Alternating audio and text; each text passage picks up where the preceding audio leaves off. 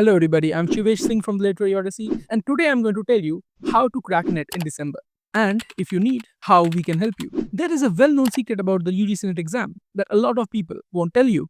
In June 2025, there were a lot of chronology questions which were not from Shakespeare or Charles Dickens. You did not need to know the order of their works to answer them. Instead, they asked you questions from theory, criticism, and cultural studies. This means to get chronology questions right, you need to memorize the publishing order of hundreds of texts, hundreds of poems, and hundreds of plays. Even with memorization technique, it's going to take a lot of time.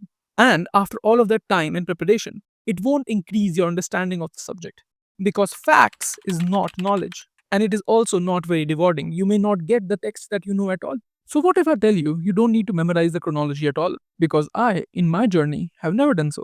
In this video, I'll tell you how in December 2025 you can clear NET without memorization and without a whole flood of chronological information. In June 2025, you are allowed to get 67 questions wrong and still get NET.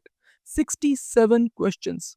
You did not need to know the answer to those to get NET. So if you got all the chronology questions wrong, you could still get NET and maybe even GRS. And this is the case with all literature exams. This includes UGC NET, GATE, CUET PG, and State Public Service Commission exams.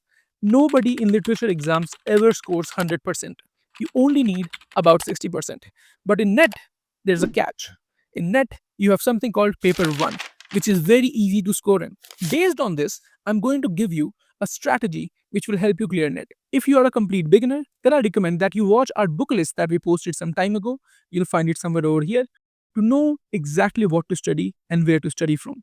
So let's get into it. The very first thing that I want you to do is solve at least 5 years of question papers, past 5 years. And when you solve them, both paper 1 and 2, make a careful note of the topics that you're getting wrong. Make sure these topics are not very vast. So if you're getting questions on Shakespeare wrong, that goes under Shakespeare. If you're getting question on romantic poetry wrong, that goes under romanticism.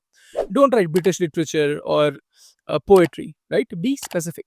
Do the same for paper 1 and you will have in front of you within 4 to 5 days a complete data of what you need to work on. The broadest topics where you're missing questions are the ones that you have to target in the remaining time. But don't target everything at once. Follow this. First, if you're losing marks on maths, then practice maths for at least 1 hour every day. I know, it's not fair. You are students of literature, why should you do maths? But that's just how the exam operates. If you are good at maths, getting NET becomes a lot easier. And the important part is, maths in UGC NET is not a tough subject. In paper 1, the questions you get are of very limited variety. Even an 8th class or elementary tuition teacher will be able to teach you what to do. So starting today, every day for 1 hour from YouTube or somewhere, learn mathematical concepts and practice questions. Consistency will make sure that you get about 8 to 10 marks in mathematics. 8 to 10 marks is a lot in UGC NET. So having a good grasp of maths is the single best thing you can do for yourself. You will thank me and you will thank yourself for the effort that you have put into this. Do not ignore maths. And honestly, if you can do plus, minus, multiply, and divide, that is all you need to know. You just need to know where to do it and how to do it. And that won't take very long. Maths can seem like this unsurmountable mountain that you cannot just cross. But that's not the case. It is easier than 10th class. It's very easy to solve and you are going to just need a lot of practice. 1 hour every day. If you promise me that, I promise you, you will score a lot better than your previous attempts and you will be much, much closer to NET. Moving on, if you are losing marks in education, then that is a big red flag. Education has a lot of overlap with English in India in paper 2 as well.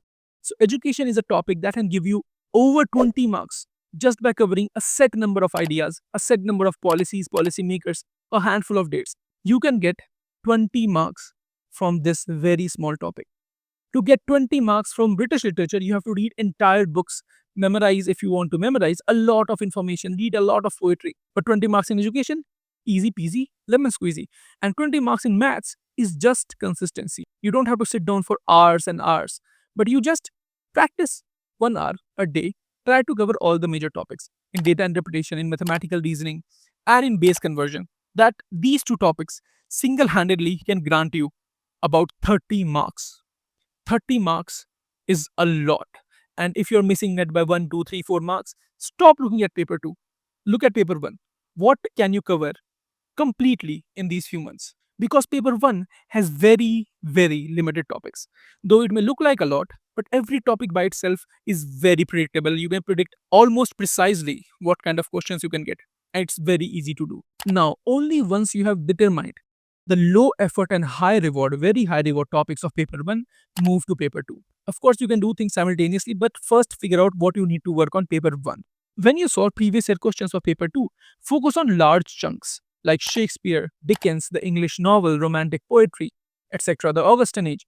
Do not look at British literature that I'm not getting marks in British literature. No, that's not true. Look at what part of British literature you're not able to solve. What part of Indian literature, what part of criticism and theory. These are the main chunks.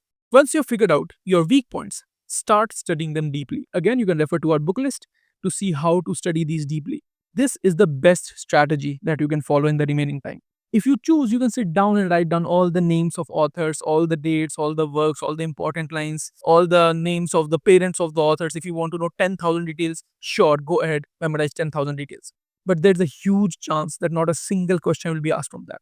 You can spend an entire year memorizing facts and not get a single question from it. What you need in net for paper 2 is intuition and a deep knowledge of the subject.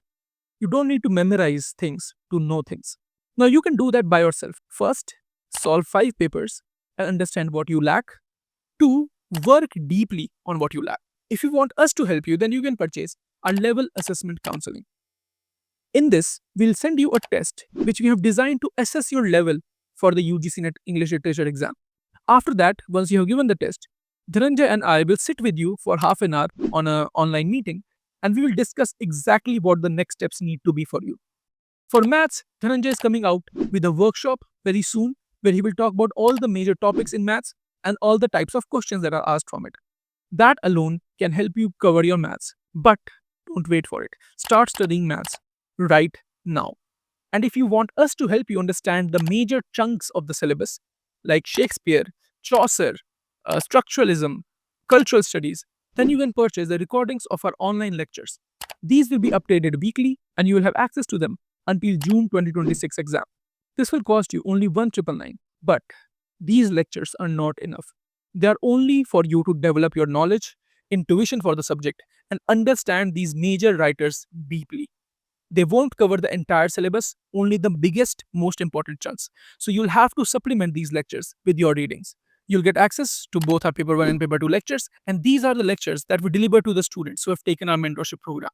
So we put a lot of work and a lot of research into these. They are long lectures focusing comprehensively on the subject. So a quick revision. 1. You will solve past 5-year questions or take our level assessment counseling to understand where you lack, and then you will find out which topics you want to work on. Once you have figured that out, make a list strategizing particularly which topics are least effort and most reward. Some of them I mentioned, some you will have to figure out yourself. Then cover these topics properly to ensure you get these marks because they are very easy to get. Criticism, maths, feminism, environmental studies, education in India, these are very small topics which can get you a lot of marks in very little study. So what do you want to do? Do you want to work on smaller topics which can guarantee marks, or work on something very vast, very fringe like world literature and still not get any questions from it? Now, if you're someone who's missing net by about 10 marks or less, then focus only on paper 1. Don't go for any test series or anything. Just look at what you need to study. In paper 1, you can get 10 marks a lot easier than getting even 5 marks in paper 2. Please remember that. So that is the strategy which can help you clear net in December 2025. And this is Literary Odyssey. Thank you so much for watching our video.